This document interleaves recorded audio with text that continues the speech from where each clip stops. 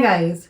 So a few days ago, the UK government came and made a 5-point policy regarding net migration into the country. Those changes involve stopping care workers from bringing their dependents into the UK from spring of next year.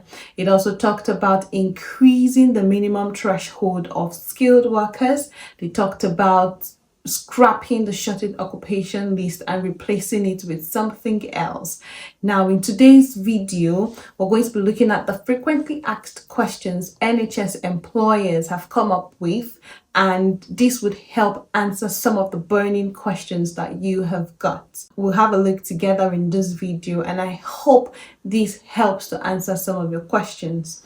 If you're just seeing my face for the first time, let me introduce myself to you. My name is Mercy. I am a nurse. I'm currently practicing in the UK, and on this channel we talk about nursing, migration, updates in the UK, lifestyle vlogs, and I hope you would find this channel interesting enough to smash on the subscribe button, like the content on the channel, share it to friends and family, people that you think would find value from this, and don't forget to turn on your post notification bell.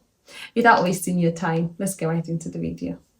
Since I uploaded the video regarding the latest migration updates in the UK, I have had quite a number of people coming into my DM asking questions about it affecting certain people and not affecting the rest. So I've had questions like, is it affecting just carers or nurses and doctors and people like that?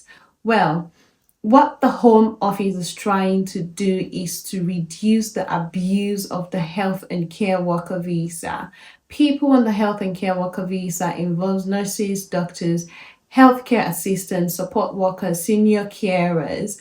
But what he said in the video is that care workers would have like a regulatory body, like that's the CQC now, regulating them so that the number of people that are coming in would be reduced and they would have proper regulations in place. NHS employers have come up with certain number of questions just to answer these queries and these concerns people have, because it was not really clear. So we'll have a look together in this video, and I hope this answers some of the questions. On the NHS employers website, if you have a look there, it says the changes being made to the health and care visa route will only affect the care sector. When the changes take effect, care workers and senior care workers will be unable to bring dependents when they migrate to the UK, and only CQC registered providers in England will be able to sponsor health and care visa applicants. Now, this is where I want you to take note of where it says these changes do not affect the NHS. Now, I am not certain if the NHS is exempt and it only affects people getting jobs in the care homes, but let's keep having a look and see what NHS employers have said. So it also says that other changes such as the increase in salary thresholds do not apply to the health and care visa route. Health and care visa holders will continue to be exempt from paying the immigration health surcharge. The government has reassured us that while it is determined to reduce net migration, it understands the importance of internationally educated health and care workers. We understand that these changes are likely to result in a number of questions, especially for internationally educated staff and those working on international recruitment. So let's have a look at the frequently asked questions together. Question number 1 says, can I bring my family? And the answer is there are no changes to the policy on dependents for NHS staff. You will be able to bring your partner and children as your dependents if they are eligible. A dependent partner or child is any of the following: your husband, your wife, civil partner or unmarried partner, your child under 18, including if they were born in the UK during your stay, and your child over 18 if they are currently in the UK as your dependent. You still need to provide evidence of your relationship to your dependent when you apply for their visa. Question number 2 says, my dependents are already in the UK. Will they be able to stay? And the answer is yes. There are no changes to eligibility of dependents for NHS staff. Number 3 says, when will these changes take effect? And it says we expect the changes to take effect in spring of 2024. We will provide an update when we have more information. Next question says, I have a job offer and some of these changes will affect my plans. What should I do? And it says, if you are being recruited to an NHS role, there should be no changes to your current offer.